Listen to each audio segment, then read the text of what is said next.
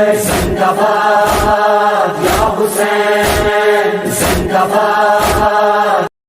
ایسی مزید ویڈیوز دیکھنے کے لیے ہمارے چینل کو سبسکرائب کریں اور بیل آئیکن پر کلک کریں۔ بسم اللہ الرحمن الرحیم الحمد للہ رب العالمین والحمد للہ الذی نور قلوبنا بمحبة علوية والحمد لله الذي جعلنا من المتمسكين بولاية المرتضوية والحمد لله الذي فرض مودته على العربية والعجمية وعلى مبلغ رسالاته الإلهية سيدنا ومولانا ومولى الثقلين جد الحسن والحسين أبي القاسم مصطفى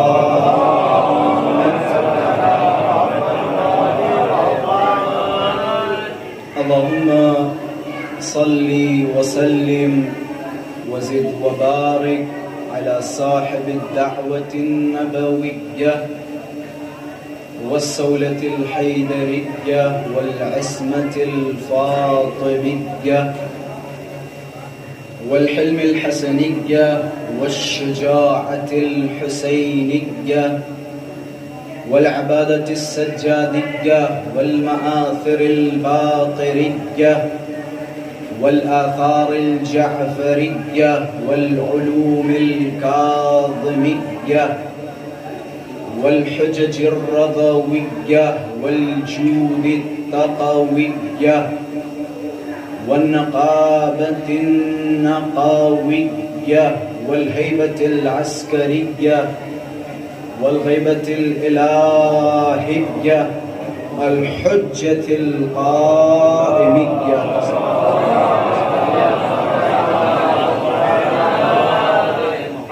اللهم عجل لوليك الفرج والعافية والنصر واجعلنا من أعوانه وأنصاره أما بعد فقد قال الله تبارك وتعالى في محكم كتابه ومتقن خطابه بسم الله الرحمن الرحيم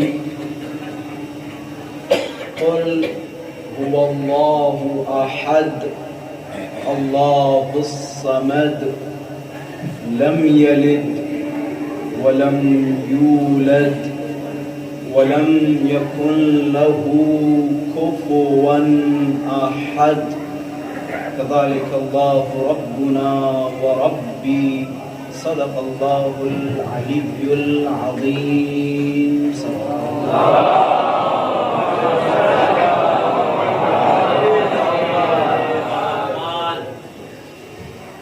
وجود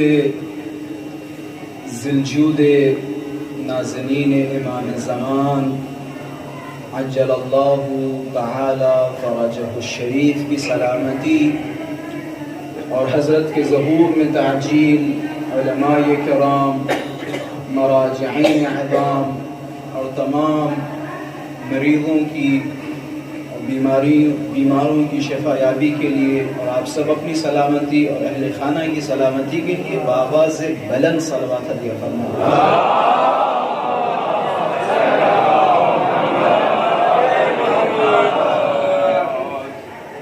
اس سے پہلے کہ میں اپنی گفتگو کا آغاز کروں، جن مرحومہ کی ایصال ثواب کے لیے یہ مجلس عزا برپا کی گئی، متعدد روایات احادیث میں معصومین علیہم السلام نے فرمایا اپنے گزرے ہوئے لوگوں کو یا اپنی اموات کو خیر سے یاد کرو۔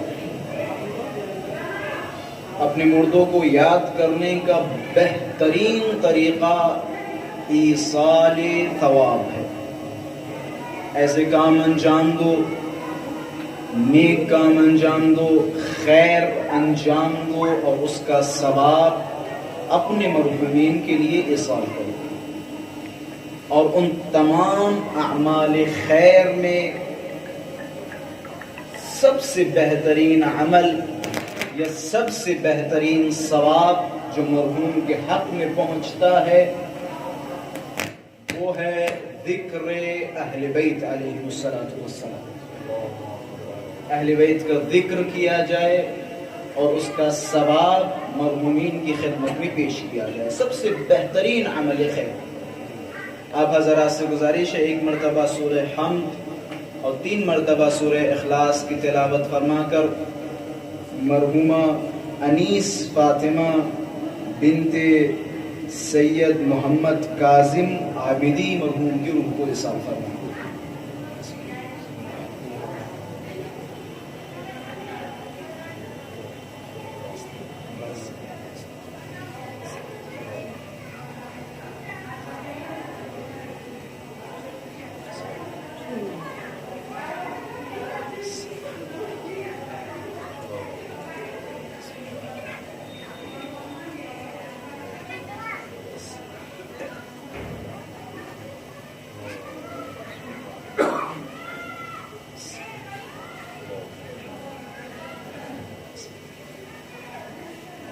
مرحومہ کے بلندی درجات کے لیے بابا سے بلند صلوات عطا فرمائے.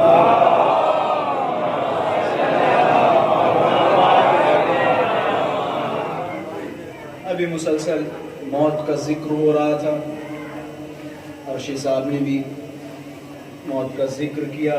میں انہی باتوں سے اپنی اس مجلس کا آغاز کر رہا ہوں. موت یقیناً بہت سخت ہے، اس میں کوئی شک نہیں.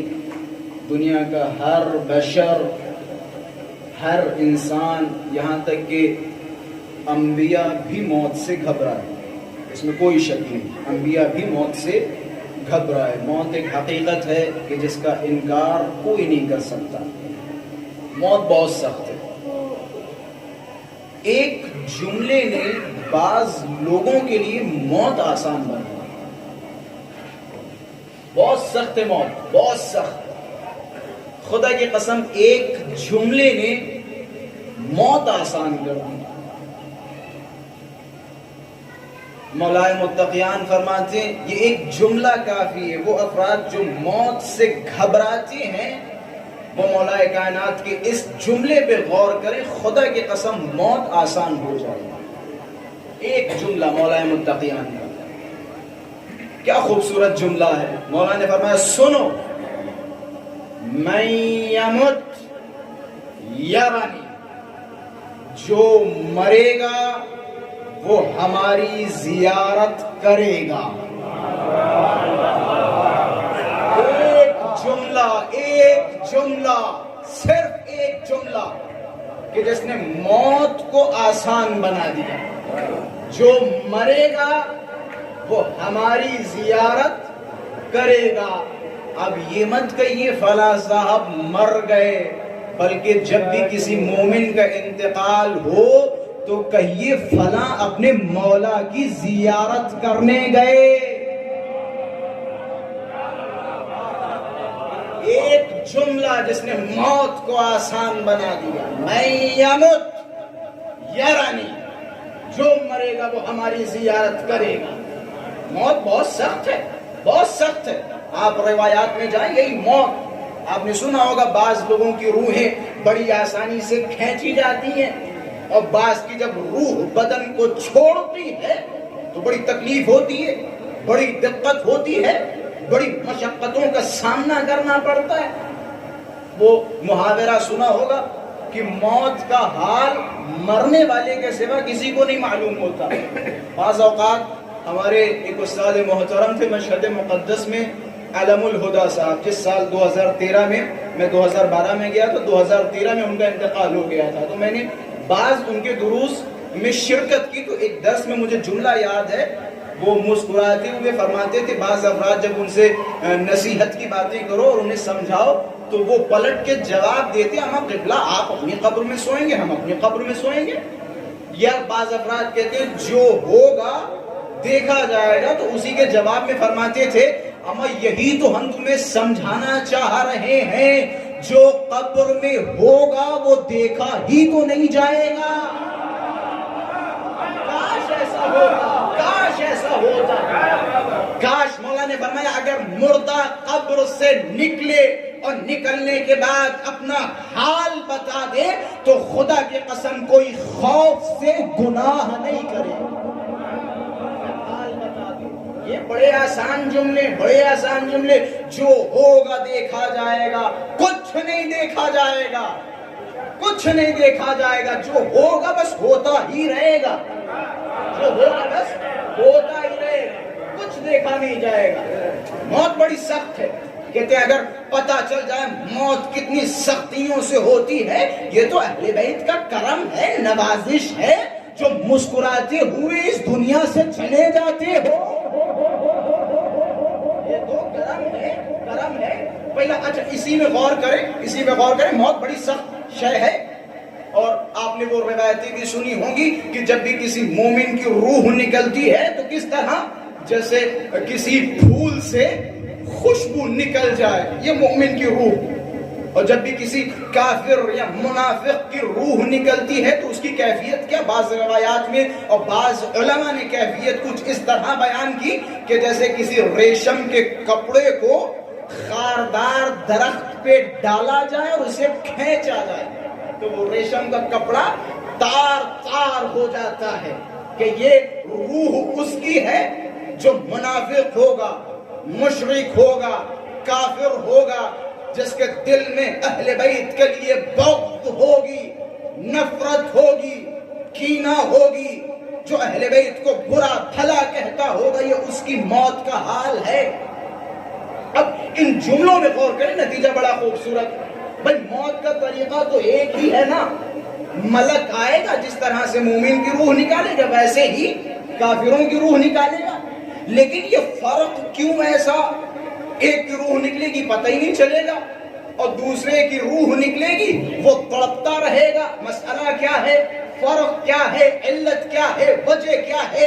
اب جب دوسری احادیث کا سہارا لیا تو پتہ یہ چلا کہ جب بھی کسی مومن کی روح نکلتی ہے، اس سے پہلے میں ایک مقدمہ اور بتاتا چلوں تاکہ یہ میری باتیں بڑی آسان ہو جائیں۔ آپ نے جناب یوسف و زلیخا کا قصہ خوب سنا ہوگا، خوب سنا، اور ماشاءاللہ سے قرآن میں بہترین طریقے سے سب تو ضبط ہے، مکمل قصہ۔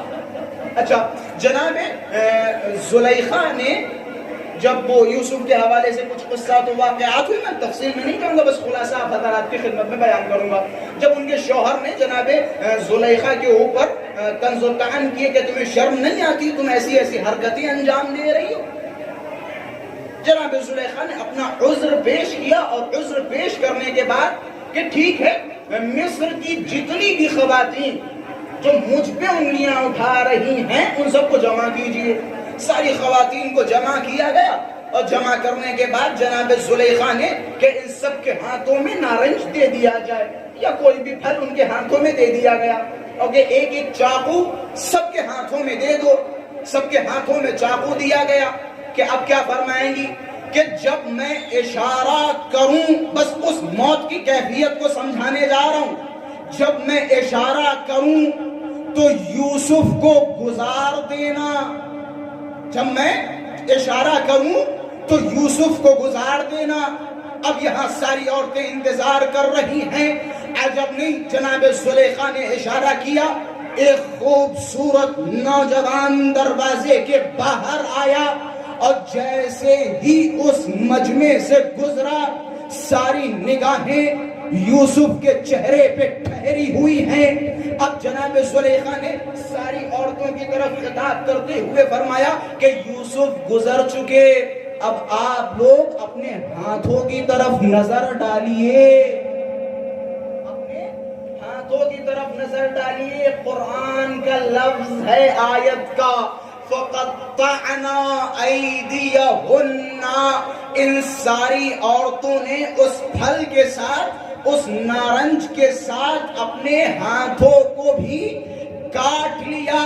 اب اس آیت کے ذیل میں جب ہم مفسرین قرآن کے پاس گئے تو عجب نہیں، مفسرین قرآن نے کہا کہ یہاں مسئلہ یہ تھا کہ جناب یوسف اتنے خوبصورت تھے کہ یہ ساری کی ساری عورتیں جمال یوسف میں محو ہو گئیں۔ اب جب جمال یوسف میں محو ہو گئیں، انہیں اندازہ نہیں لگ رہا کہ یہ پھل کٹ رہا ہے یا ہاتھ،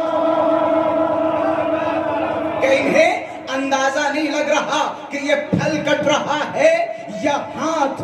یقیناً موت بڑی سخت ہے، روح بڑی سختی سے نکلتی ہے، لیکن جب بات مومن کی ہو، مولا بالین پہ کھڑے ہو، چہرے پہ مسکراہٹ ہو،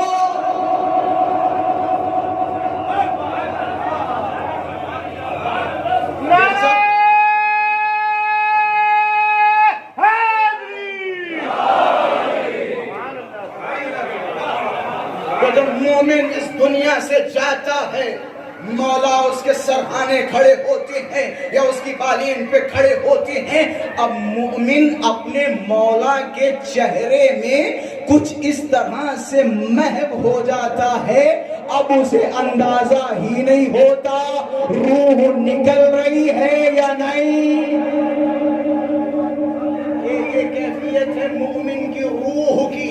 مومن اپنے مولا کے جمال میں محو ہو جاتا ہے۔ ایسے نہیں مولا نے وعدہ کیا، مولا نے فرمایا کہ تم گھبراؤ نہیں، ہر جگہ ہماری محبت کام آئے گی، قبر میں ہم کام آئیں گے، حشر میں ہم کام آئیں گے، نشر میں ہم کام آئیں گے، صراط پہ ہم کام آئیں گے۔ یہ جو خدا فرما رہا ہے وَقِفُوهُمْ إِنَّهُمْ مَسْئُولُونَ، انہیں روکو، ان سے سوال کیا جائے گا۔ عجب نہیں، مولا فرماتے تمہیں پتہ ہے کس بارے میں سوال کیا جائے گا؟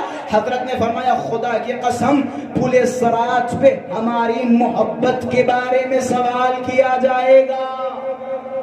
جس کے دل میں ہماری محبت ہوگی وہ صراط سے گزر جائے گا، جس کے دل میں ہمارے لیے نفرت ہوگی وہ پل صراط سے گزر نہیں پائے گا۔ ہر جگہ مولا کام آئیں گے۔ آپ کو پتہ ہے، آپ کو پتہ ہے یقیناً اہل بیت کی محبت ہر جگہ کام آئے گی، کیونکہ ماں کے حوالے سے مجلس ہے، ایک جملہ ماں کے حوالے سے بیان کرتا چلوں، ماں کی عظمت میں بیان کرتا چلوں۔ ماں کی طرف سے ملنے والی سب سے بڑی نعمت اس دنیا میں کیا ہے؟ مولا نے فرمایا، غور کریں، مولا نے فرمایا ہماری محبت ہر جگہ کام آئے گی، صراط پہ ہم کام آئیں گے، حشر میں ہم کام آئیں گے، نشر میں ہم کام آئیں گے، قبر کے اندھیرے میں ہم کام آئیں گے۔ لیکن تمہیں پتہ ہے ہماری محبت کا پہلا اثر اسی دنیا میں کیا ہے؟ کہ مولا کیا ہے کہ جب بھی تم ہماری محبت اپنے دلوں میں محسوس کرو تو سمجھ جاؤ طیب الولادہ، تمہاری ولادت پاکیزہ ہے۔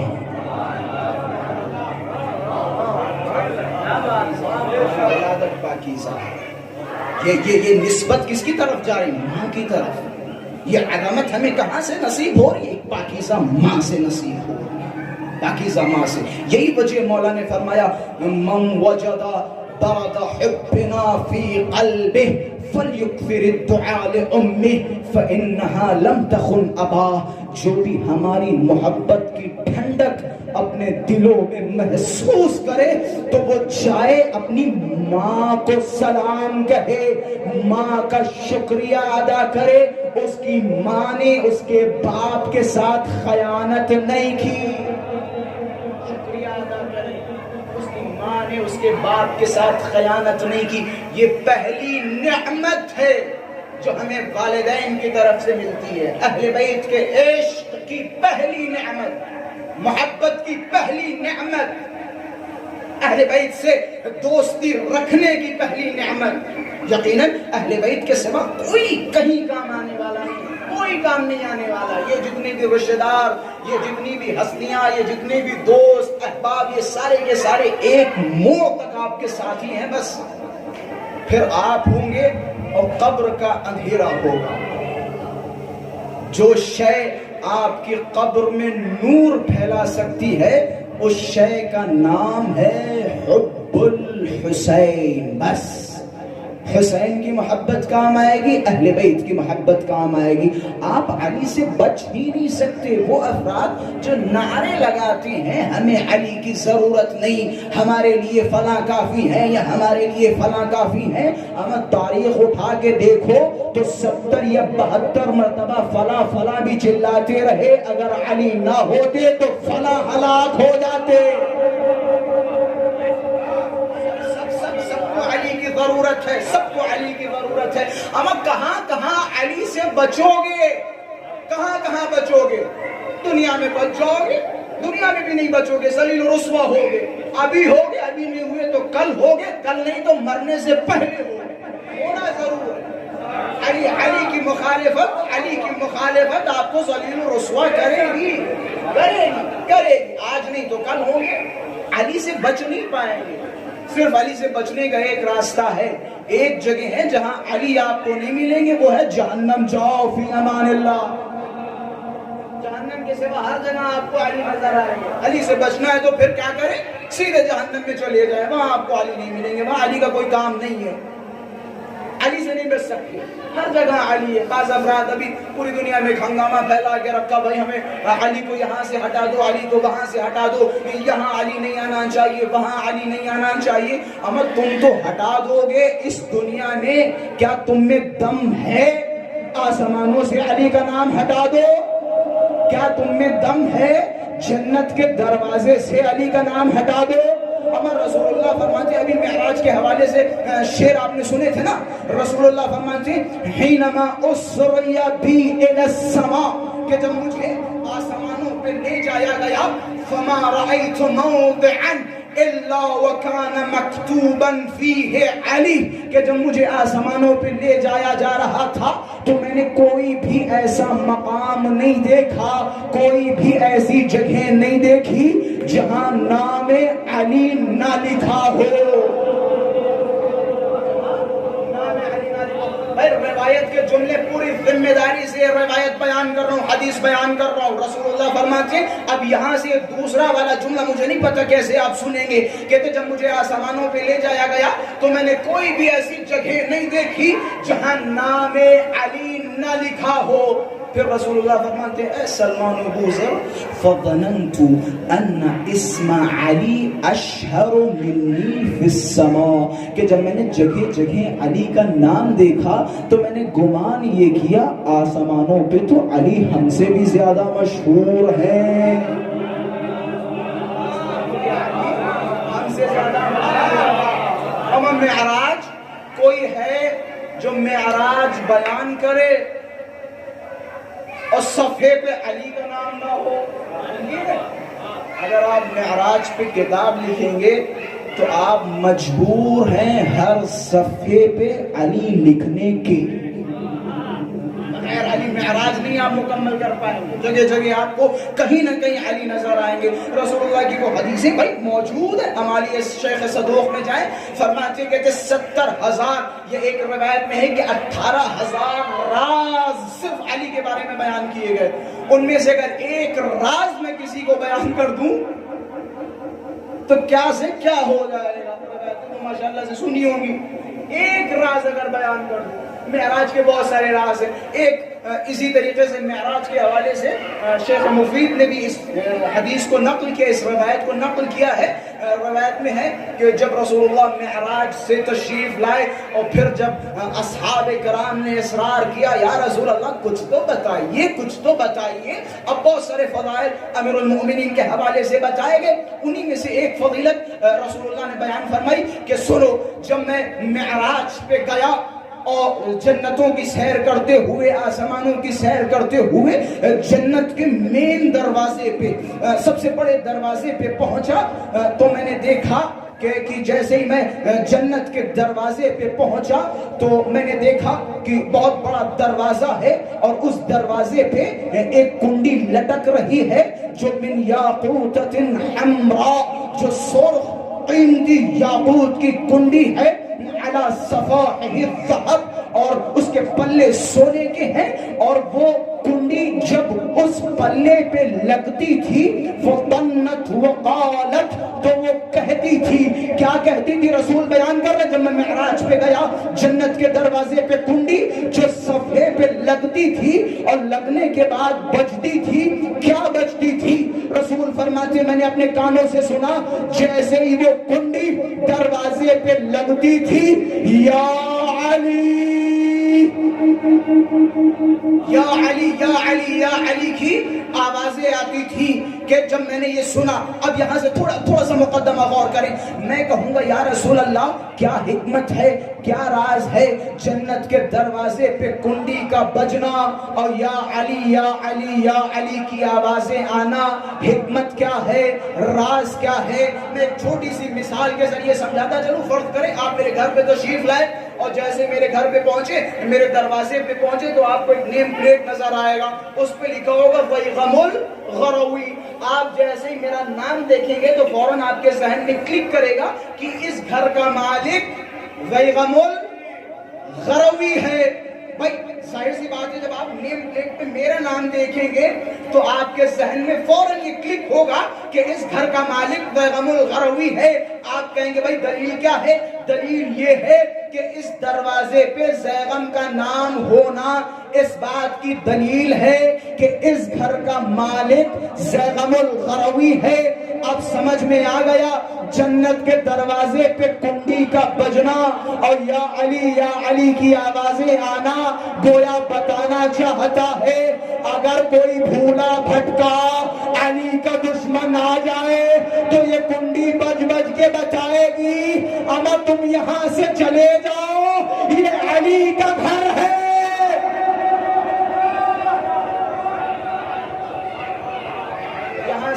یہاں سے چلے جاؤ، یہ علی کا گھر ہے، یہ علی والوں کا گھر ہے، تمہارا یہاں کوئی ٹھکانہ نہیں، یہ علی والوں کا گھر ہے، یہ علی والوں کا گھر ہے۔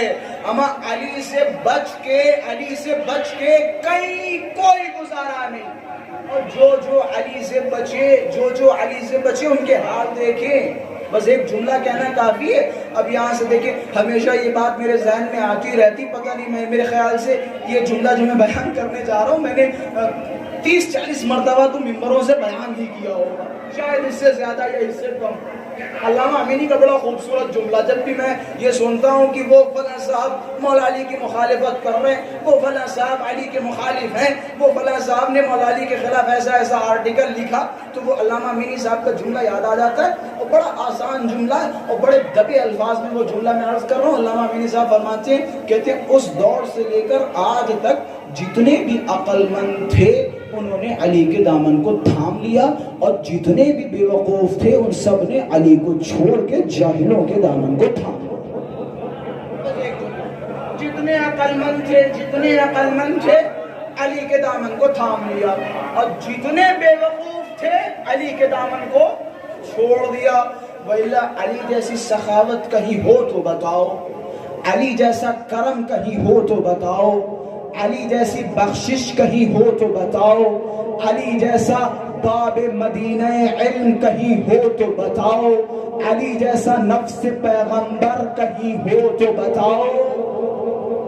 کسی ایک صفت میں میرا دعویٰ ہے کسی ایک صفت میں کسی کو لے کے آ جاؤ اور کہہ دو کہ یہ اس صفت میں علی سے بہتر تھے، دعویٰ ہے جائیں۔ اور میں اس پر محکم بات کروں ماشاءاللہ سے ابن ابی الحدید معتزلی کے بارے میں ہم سب جانتے ہیں، ہمارے برادران اہل سنت کے مضبوط اور محکم عالم دین، انہوں نے نہج البلاغہ کی شرح لکھی۔ ظاہر سی بات ہے سوال پیدا ہوگا، آپ اہل سنت کے اتنے بڑے عالم دین اور شیعوں کی اتنی معتبر کتاب کی شرح لکھ رہے ہیں، کیا راز ہے، کیا حکمت ہے؟ اس سے پہلے کہ یہ سوال پیدا ہو، ابن ابی الحدید معتزلی نے نہج البلاغہ کے مقدمے میں، شرح نہج البلاغہ کے مقدمے میں اس سوال کا جواب پہلے ہی دے ڈالا۔ اب جواب سنیے، کہنے لگے جب ہم نے نہج البلاغہ کا مطالعہ کیا، پہلے تو میں مولا علی کے زہد کے خطبات پڑھنے لگا، تقوی کے خطبات پڑھنے لگا۔ بڑا غور کیجئے گا، بڑا لطیف نکتہ آپ حضرات کی خدمت میں پیش کر رہا ہوں کہ زہد و تقوی کے وہ چیپٹر، وہ لمبے خطبے پڑھنے لگا۔ کہنے لگے کہ جب میں نے وہ خطبے پڑھے میں نے قلم روک لیا اور میں نے نتیجہ یہ نکال دیا کہ یہ آدمی زہد و تقوی میں اسپیشل تھا، اس کے سوا کچھ نہیں. یعنی اس آدمی نے زندگی بھر زہد و تقوی پہ کام کیا، اس کے سوا کچھ نہیں. اسی میدان میں یہ ممتاز ہے کہ ٹھیک ہے میں نے اس چیپٹر کو کلوز کیا، پھر میں نے کہا چلو دوسرا چیپٹر اٹھائیں، کہ پھر عبادتوں کا چیپٹر اٹھایا. وہ لمبی لمبی نمازیں، وہ بغیر کھائے پیے روزے، وہ تپتی ہوئی دھوپ کے روزے، وہ لمبی لمبے سجدے، وہ لمبی لمبی دعائیں. کہ جب میں نے عبادت کے قصے پڑھے، عبادت کے خطبات پڑھے، میں نے نتیجہ یہ نکالا کہ یہ شخص عبادتوں میں ممتاز تھا اور عبادتوں میں ہی اسپیشل تھا، اس کے سوا کچھ کیے ہی نہیں، کہ اس کے سوا اس کے پاس وقت ہی نہیں تھا.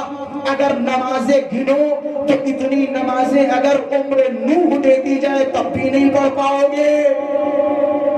اس نے وہ ساری نمازیں پڑھی کہ میں نے نتیجہ یہ نکالا کہ یہ اسی میں ممتاز ہے. کہ پھر میں نے تیسرا چیپٹر کھولا، پھر میں نے وہ جنگ کے خطبات دیکھے، وہ شجاعت کے خطبات دیکھے، میں نے نتیجہ یہ نکالا کہ یہ پہلوان کے سوا کچھ نہیں تھا، یہ شجاع کے سوا کچھ نہیں تھا. عمر بھر اس نے تلواریں چلائی، لوگوں کو مارا، مذہب اسلام کا دفاع کیا.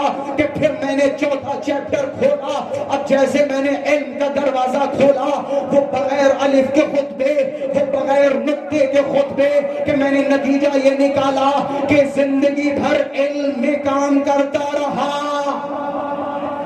زندگی بھر علم پہ ہی کام کرتا رہا. اب مجھے کہنے دیجئے، گویا ابن ابی الحدید معتزلی پورے عالم اسلام کو بتانا چاہتے ہیں. سنو میں نے نہج البلاغہ کی شرح کیوں کی؟ کیونکہ علی جیسا نہ ہی عابد نظر آیا، نہ زاہد نظر آیا، نہ متقی نظر آیا، نہ شجاع نظر آیا، نہ ہی علی جیسا کوئی عالم نظر آیا.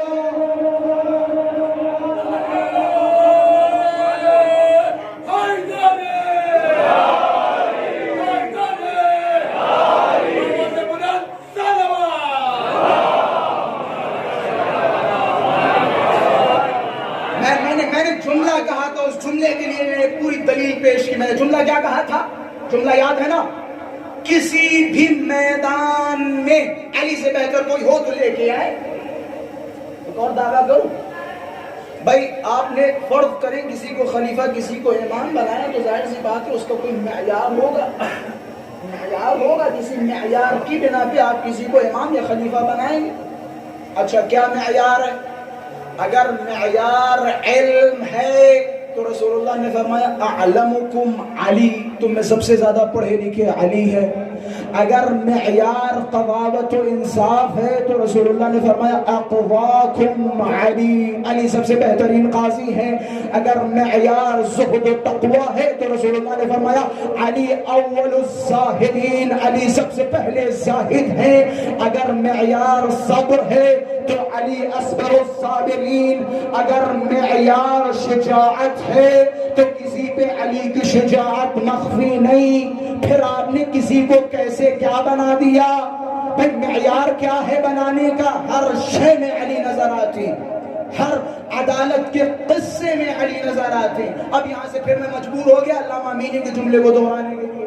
علامہ امینی نے ایک نتیجہ بڑا زبردست بیان کیا، وہ نتیجہ بھی سنیے. علامہ امینی صاحب نے فرمایا کہ دیکھو میں نے کیونکہ بات کیا کی تھی معیار کی، بڑی سنجیدگی سے سنیے گا، بڑا زبردست معیار بیان کرنے جا رہا ہوں. علی کی عدالت کے قصے تو آپ نے سنے ہوں گے. علی اپنی عدالت میں بڑے شدید تھے، بڑے سخت تھے. ایک آدمی تھا امیر المومنین کے لشکر میں جس کا نام تھا نجاشی. لشکر کا بہت اہم رکن تھا. بس غور فرمائیے گا ان جملوں پہ. لشکر کا بہت اہم رکن تھا. یہ جو بعض افراد مجلسوں میں آ کے، معذرت کے ساتھ میں دل آزاری نہیں کر رہا ہوں، بعض افراد مجلسوں میں آ کے امام حسین پہ احسان کی کوشش کرتے ہیں کہ ہم تو مجلس میں آ گئے. یہ بعض افراد، میں سب کو نہیں کہہ رہا ہوں، بعض ممکن ہے خدا نہ کرے کسی کے ذہن میں یہ تصور ہے، یہ بعض افراد بانیان کو راضی کرنے کے لیے کہ ہم وہ مجلس میں آ گئے اور بغیر بانی کو چہرہ دکھائے جاتے نہیں ہیں، پاس میں گئے السلام علیکم خیریت سے، یعنی بتانا چاہتے ہیں کہ ہم آ چکے ہیں، یاد رکھیے گا ہمارے گھر پہ بھی کوئی پروگرام ہو تو آپ تشریف لائیے گا۔ تو میں اسی کے ذیل میں کچھ جملات بیان کرنا چاہتا ہوں۔ امیر المومنین کے لشکر کے بہت بڑا آدمی، بعض افراد ایسا ہوتا ہے، کیونکہ میں بھی چھوٹی سی عمر میں ہم نے بھی بہت بڑے بڑے معاشرے دیکھے اور کافی ملک دیکھے، تو ہمیں بھی چھوٹا سا اور تھوڑا سا تجربہ ہوگا، تھوڑا سا۔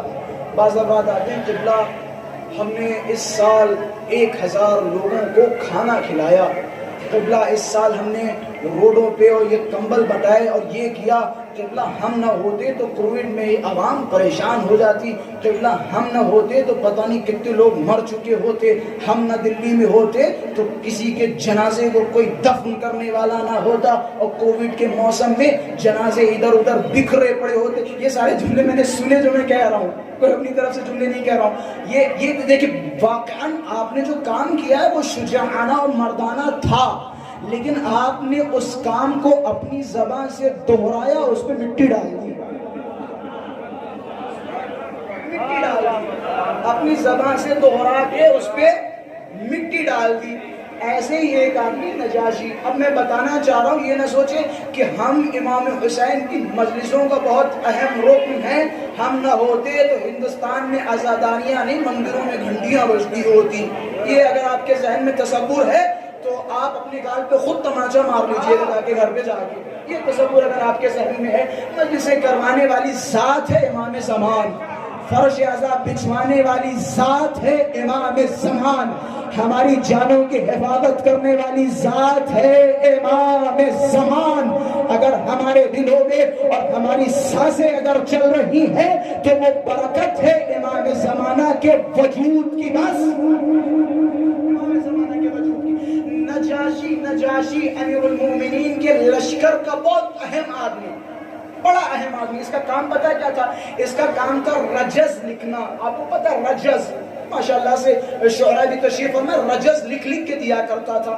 آپ نے بعض سیڈیز میں، مختار مانی میں، یہ اور جو دینی اسلامی سیریل یا جنگ اس میں دیکھا ہوگا، میں جوانوں سے مخاطب ہوں۔ رجز کہتے ہیں مثال کے طور پہ کوئی پہلوان آتا ہے، سامنے والے کے اوپر اپنا امپریشن جمانے کے لیے، اپنا خوف جمانے کے لیے شیر کی صورت میں کہتا ہے ہم وہ ہیں، میں فار ایگزامپل مثال دے رہا ہوں، ہم وہ ہیں کہ جس نے ایک گھونسے میں ہاتھی کو مار ڈالا، ہم وہ ہیں کہ جس نے اونٹ کی دونوں ٹانگیں پکڑ کے اٹھا دیا، ہم وہ ہیں کہ جس نے گھوڑے کو آگے سے پکڑا اور پیچھے کو پھینک دیا۔ میں تاریخ کے کچھ رجز میں نے پڑھے، میں انہی کا ترجمہ کر رہا ہوں، بہت سارے رجز ایسے ہیں۔ یہ وہی آپ نے قصہ سنا ہوگا عامر بن عبدود کا، جب امیر المومنین اس کے سامنے آئے تو اس نے کیا کیا؟ اس نے اپنا ڈر اور خوف بٹھانے کے لیے اونٹ کے جو ہے چاروں پیر کاٹ دیے۔ یہ ہوتا تھا جنگوں میں۔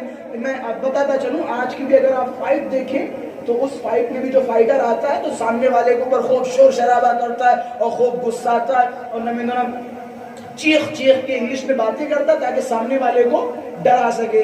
تو نجاشی کا کام یہی تھا مولا علی کے لشکر میں، یہ رجز لکھ کے دیتا تھا۔ یہ لشکر کے جتنے سپاہی تھے، ایک صلوات پڑھیں محمد والے۔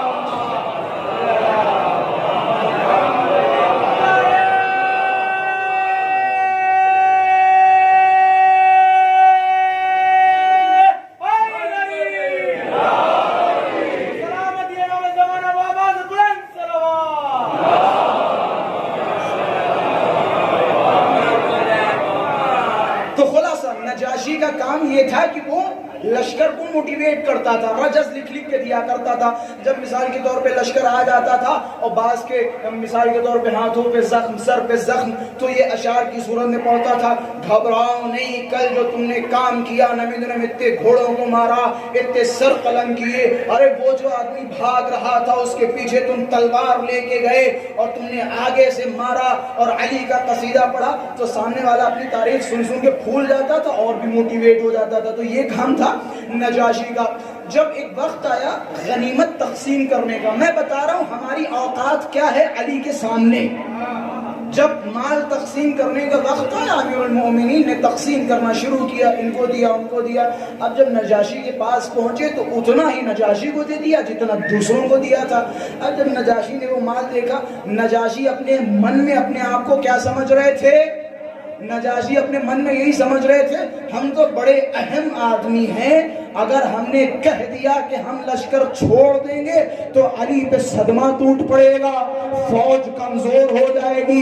اب یہ ہمارے گھمنڈ و غرور جب مال غنیمت انہیں ملا کہ مولا مجھے اور دیجئے، کہ نہیں، جتنا دوسروں کا حق ہے اتنا ہی تمہارا حق ہے۔ اب جیسے یہ سنا کہ یا علی ہم آپ کے لشکر کو چھوڑ دیں گے، مولا پہ غضب آیا کہ خبردار، آج تو کہا آئندہ اس بات کی دھمکی علی کو نہ دینا، اما تم سب علی کے محتاج ہو، علی کسی کا محتاج نہیں، تم سب، یہ پوری کائنات علی کی محتاج ہے، علی کسی کا محتاج نہیں ہے۔ یہ غلط سوچ ہے۔ اب دیکھیں ہوا کیا، اب جب نجاشی امیر المومنین کے پاس سے، دیکھیں جب آپ علی کے دامن سے دور ہوں گے تو شرابی و کبابی و جوئے باز کے دروازے پہ جا گریں گے۔ جب علی کا دامن چھوڑیں گے، جب یہ علی کا لشکر چھوڑ کے چلے گئے تو کہاں گئے؟ شام پہنچے، اور شام پہنچنے کے بعد ایک جملہ کہا معاویہ کو مخاطب کر کے کہ معاویہ، میں علی کی عدالت چھوڑ کر تیرے ظلم کے پرچم کے نیچے آ رہا ہوں۔ علی کی عدالت چھوڑ کر، لوگوں کو پتہ ہے علی سے بہتر کوئی عادل نہیں ہے، لوگوں کو پتہ ہے علی سے بڑا کوئی عالم نہیں ہے، لوگوں کو پتہ ہے علی سے زیادہ کوئی پڑھا لکھا نہیں۔ اچھا سب کو پتہ تھا، پھر لوگوں نے علی کو کیوں چھوڑا؟ سب کچھ پتہ تھا نا۔ ایک صلوات پڑھیں محمد وعلی محمد۔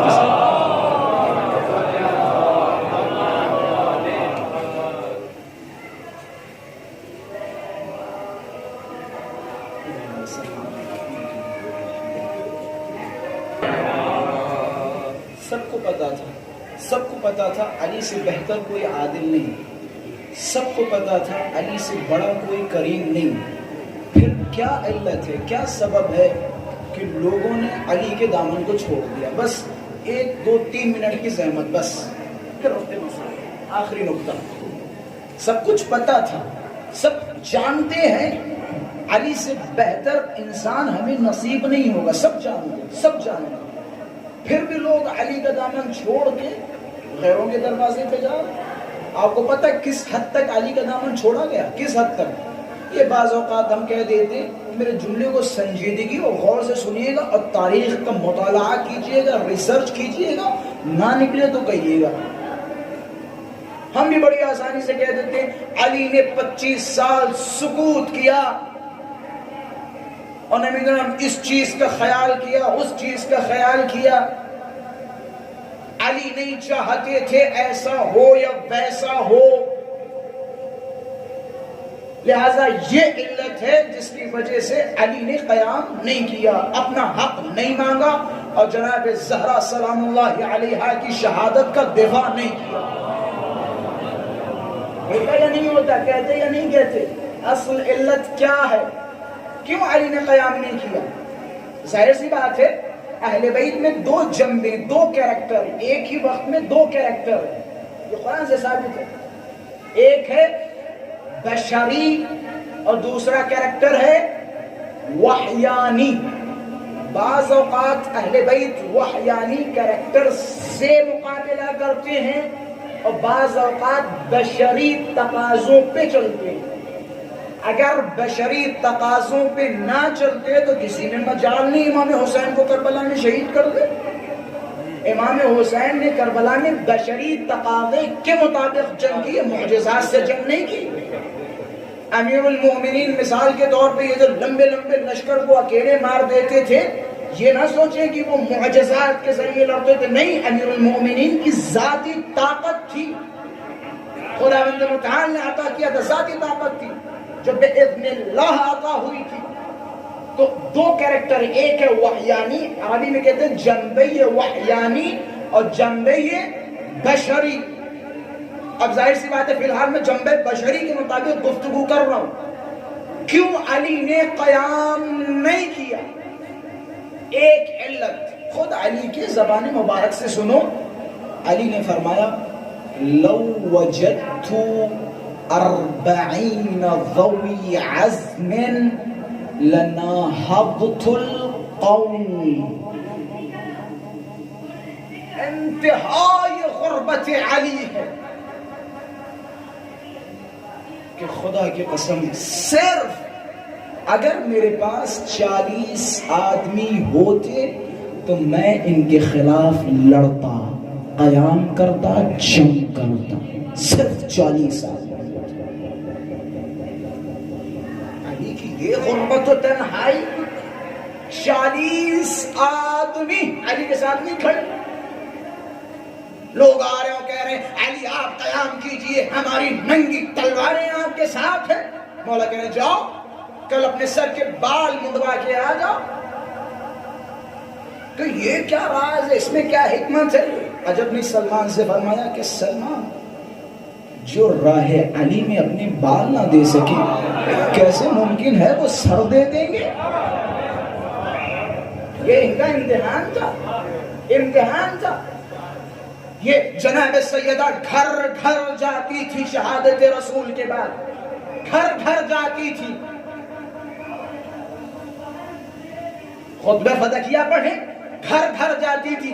انصار کی طرف خطاب کیا، اے انصار تمہیں کیا ہو گیا؟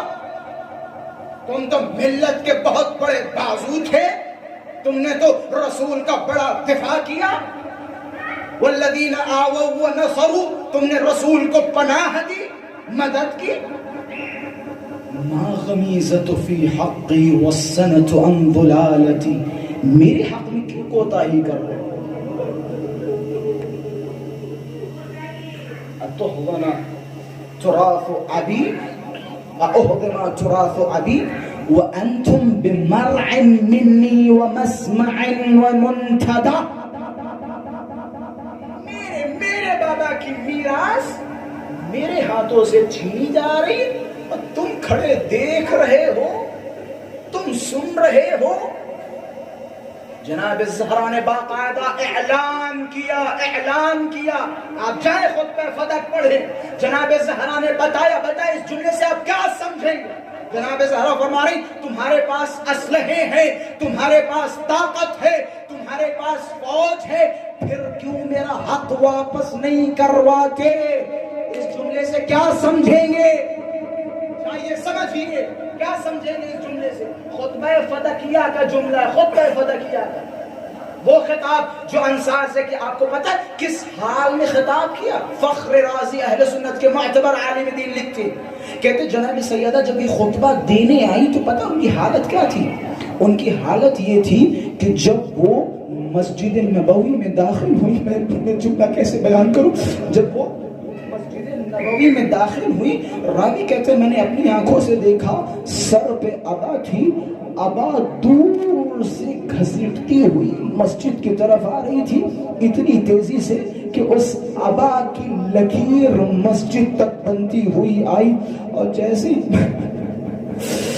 کہتے جیسے ہی منبر کے پاس پہنچی فَأَنَّتْ أَنَّا آہ کی آواز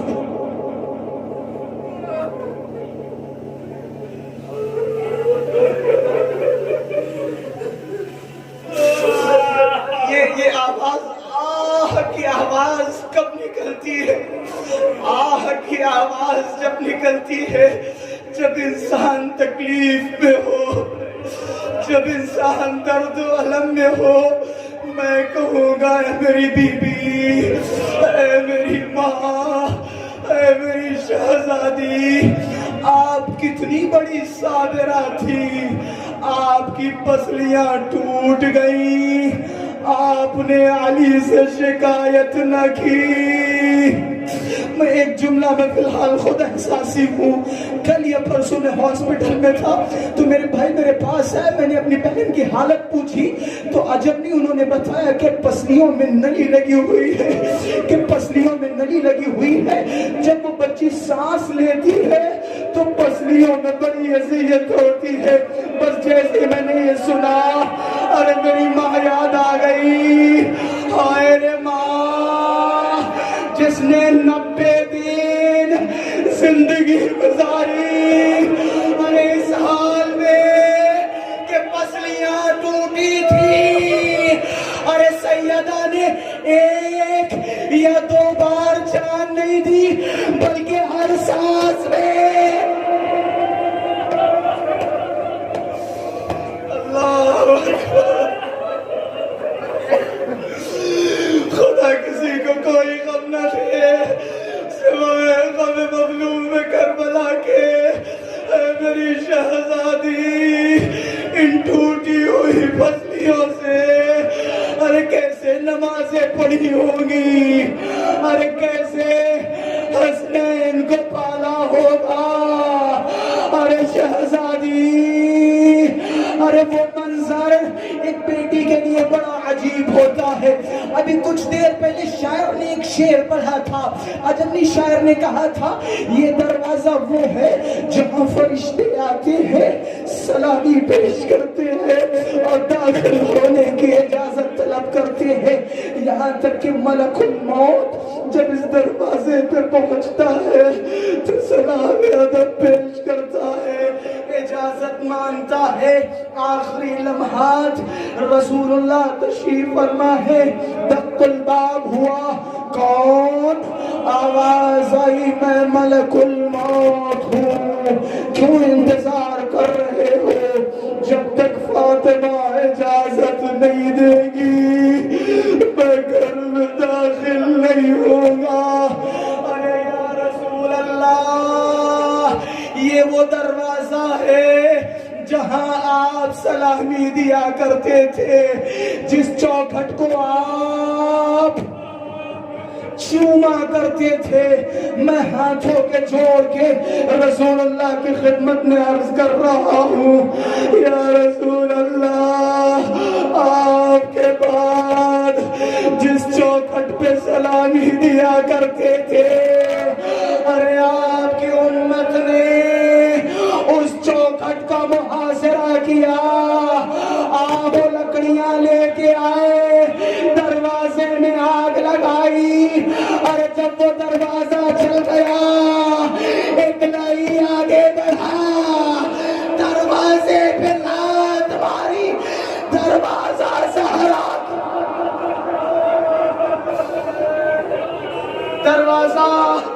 زہرا کی پسلیوں پہ گرا. آواز آئی فضا ذرا مجھے سنبھالو میرا محسن شہید ہو گیا. ایک روایت بیان کروں آپ کو بتاؤ جناب سیدہ کا درد کتنا تھا, جناب سیدہ کی تکلیف کتنی تھی. جناب فضا بیان کرتی ہے میں نے آخری لمحات میں اپنے کانوں سے سنا جناب سیدہ مصلی عبادت پہ تشریف فرما ہے, دونوں ہاتھوں کو بلند کر کے روتی ہوئی آنکھوں سے ایک ہاتھ اپنی ٹوٹی پسلیوں پہ رکھتی ہے اور جب یہ جملہ فرماتی ہے اللہم عجل وفاتی سریعا. میرے خدایا میرے پروردگارا اب میں کمزور ہو گئی, میرا بدن نازک ہو گیا, میرے بدن سے گوشت ختم ہو رہا ہے. پروردگارا مجھے موت دے دے, اب یہ درد برداشت نہیں ہوتا. اجرکم علی الزہرا, کوئی غم نہ دے خدا آپ کو, کوئی غم نہ دے. آخری روایت زحمت تمام آخر تک آخری روایت اپنی ماں سیدہ کو یاد کرے, سیدہ کی مصیبتوں کو یاد کرے. آپ کو پتہ علی کتنے بڑے بہادر تھے, علی کتنے بڑے شجاع تھے. ایک جنگ میں علی کے سر پہ ضربت لگی, چاروں طرف سے اصحاب نے گھیرا کہ علی آپ صبر کریں, علی آپ بیٹھ جائیں, آپ کے سر پہ ضربت ہے, آپ لڑ نہیں پائیں گے. امیر المومنین نے ایک رومال لیا, اور اس زخمی سر پہ باندھا اور مسکراتے ہوئے فرمایا کہ تم گھبراؤ نہیں، علی کے لیے یہ زخم کوئی معنی نہیں رکھتا۔ جب علی کے سر پہ ضربت لگی، بستر مریضی پہ آئے، علی کی عقل باخبر تھی، علی ہوش میں تھے، یہاں تک کہ سلونی کا دعویٰ کیا۔ لیکن ہاتھوں کو جوڑ کے ایک جملہ بیان کروں گا، نجف کی جانب رخ کر کے پہلے مجھے معاف کیجئے گا، میں کہوں گا علی آپ بہت بڑے شجاع ہیں، آپ بہت بڑے بہادر ہیں، آپ کے لیے یہ چھوٹے چھوٹے زخم کوئی معنی نہیں رکھتے، لیکن وہ حادثہ کیا تھا، وہ قصہ کیا تھا جس نے آپ کو پریشان کر دیا؟ عجب نہیں وہ روایت میرے ذہن میں آئی جب حسن و حسین لڑکھڑاتے ہوئے گرتے ہوئے مسجد میں آئے۔ اب علی نے اپنے بیٹوں کا چہرہ دیکھا، حسن نے ہاتھوں کو سر پہ مارا کہ بابا اماں دنیا سے چلی گئی، بس اتنا سننا تھا۔ علی شجاع، علی بہادر، علی جنگجو، جیسے ہی سنا مقتل کے جملے ہیں فغشی علی، علی بے ساختہ لڑکھڑائے، مسجد میں گرے، خشداری ہوا، یا رسول اللہ مجھے معاف کر دے، میں آپ کی امانت صحیح و سالم پیش کر سکوں۔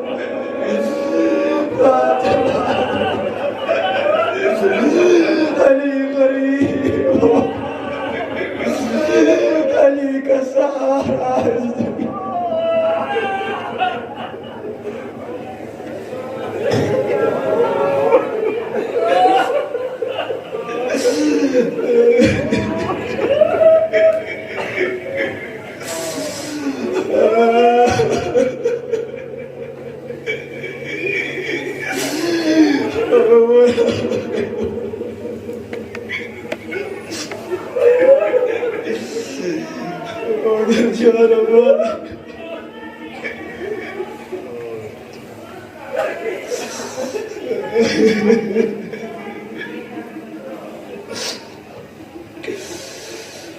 پروردگارہ ہماری اس مختصر عبادت کو قبول فرما، پروردگارہ ہماری آنکھوں سے نکلے ہوئے آنسوؤں کو قبول فرما۔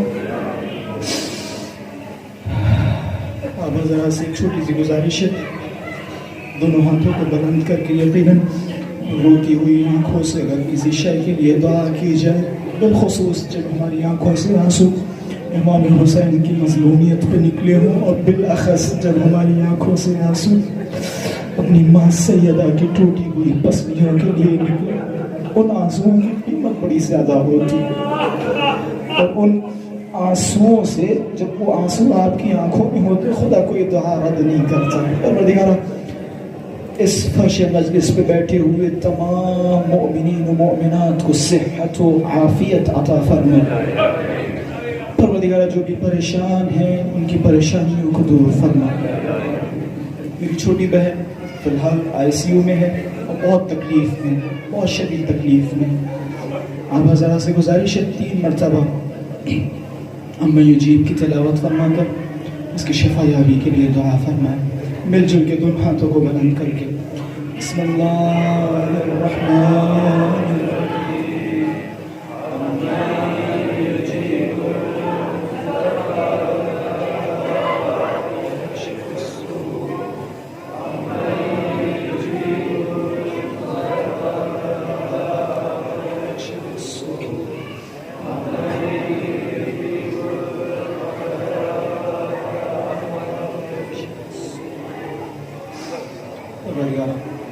جو بھی پریشان حال میں ان کی پریشانیوں کو دور فرما۔ پروردگارہ ہم سب کی اول و آخر اور سب سے اہم دعا امام زمانہ کا ظہور ہے، پروردگارہ امام زمانہ کے ظہور میں تعجیل فرما، ہم سب کو امام زمانہ کے ناصر و انصار میں شمار فرما۔ پروردگارہ ہم سب کی عاقبت بخیر فرما، پروردگارہ ہم سب کے گناہان کبیرہ و صغیرہ کو معاف فرما، پروردگارہ ہم سب کو توفیقات خیر سے نواز۔ پروردگار ہم سب کو توفیق دے کہ ہم زیادہ سے زیادہ اپنے امام الزمان سے متصل و متمسک ہو سکیں. پروردگار ہم سب کو توفیق دے کہ ہم اپنے زمانے کے امام کی معرفت حاصل کر سکیں. آپ حضرات سے گزارش ہے جن مرحومہ کے ایصال ثواب کے لیے یہ مجلس عزا برقرار کی گئی، دعا گو ہیں پروردگار متعال کی بارگاہ میں پروردگارہ اس مجلس کا ثواب مرحومہ کے نام اعمال میں ایصال فرما، مرحومہ کے تمام گناہان صغیرہ و کبیرہ کو معاف فرما، مرحومہ کی اولاد اور مرحومہ کے اہل خانہ کو صبر جمیل عطا فرما اور ان سب کی توفیقات خیر میں اضافہ فرما. پروردگارہ تجھے واسطہ ہے محمد و آل محمد کا، جتنے بھی شیعیان حیدر کرار، جتنے بھی اہل بیت کے چاہنے والے اس دنیا سے گزر چکے ہیں، ان سب کو اپنے محبوب، اپنے معشوق اہل بیت علیہ السلام سے ملحق فرما اور ان تمام مرحومین و مرحومات کو درجہ اہل بیت علیہ السلام اور اہل بیت علیہ السلام کے جوار میں شامل فرما. اب حضرات سے گزارش ہے ایک مرتبہ سورہ حمد اور 3 مرتبہ سورہ اخلاص کی تلاوت فرما کر مرحومہ انیس فاطمہ وائف آف سید امیر علی زیدی اور بنت سید محمد کاظم عابدی کی روح کو ایصال فرما.